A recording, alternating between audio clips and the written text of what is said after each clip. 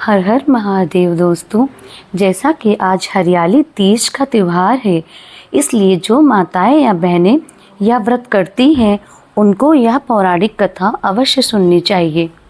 इस कथा को स्वयं शंकर जी ने माँ पार्वती को सुनाई थी।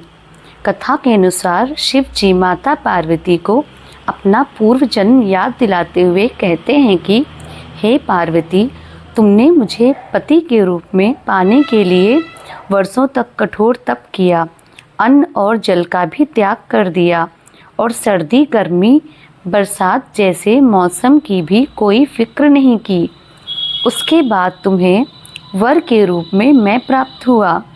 महादेव जी कथा सुनाते हुए कहते हैं कि हे पार्वती, एक बार नारद मुनि तुम्हारे घर पधारे और उन्होंने तुम्हारे पिता से कहा कि मैं विष्णु जी के भेजने पर यहाँ आया हूँ।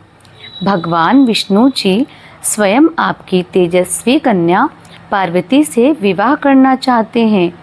नारद मुनि की बात सुनकर पर्वतराज बेहद प्रसन्न हुए और उन्होंने शादी के इस प्रस्ताव को तुरंत स्वीकार कर लिया।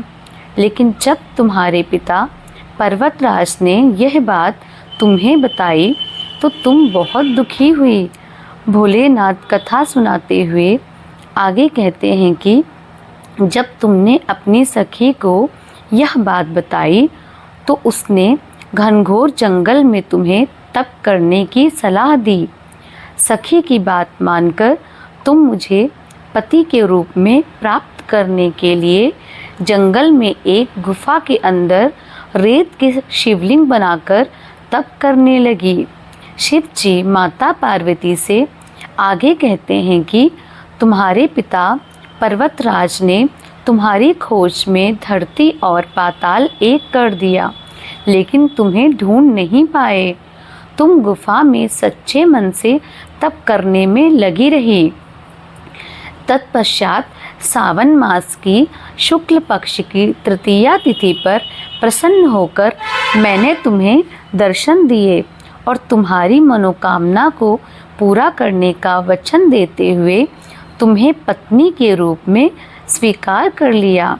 इसके बाद तुम्हारे पिता भी ढूंढते हुए गुफा तक पहुंच गए।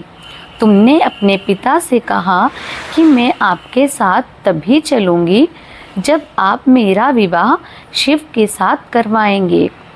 तुम्हारी हट के आगे तुम्हारे पिता की एक न चली और उन्होंने यह विवाह कराने के लिए हामी भर दी। भगवान शिव जी आगे कहते हैं कि श्रावण तीज के दिन तुम्हारी इच्छा पूरी हुई और तुम्हारे कठोर तप की वजह से ही हमारा विवाह संभव हो सका। शिव जी ने कहा कि जो महिला श्रावणी तीज पर व्रत रखेगी, विधि विधान से पूजा करेगी, तुम्हारी इस कथा का पाठ या सुनेगी या पढ़ेगी, उसके वैवाहिक जीवन के सारे संकट दूर होंगे और उसकी मनोकामना मैं ज़रूर पूरी करूँगा। तो इस प्रकार से यह तीज की कथा यहीं पे समाप्त होती है। अगर आपको पसंद आई हो तो प्लीज़ लाइक कीजिए, कमेंट में हर हर महादेव लिख दीजिए और ऐसी अच्छी अच्छी कथाएं सुनने के लिए मेरे चैनल को सब्सक्राइब कीजिए।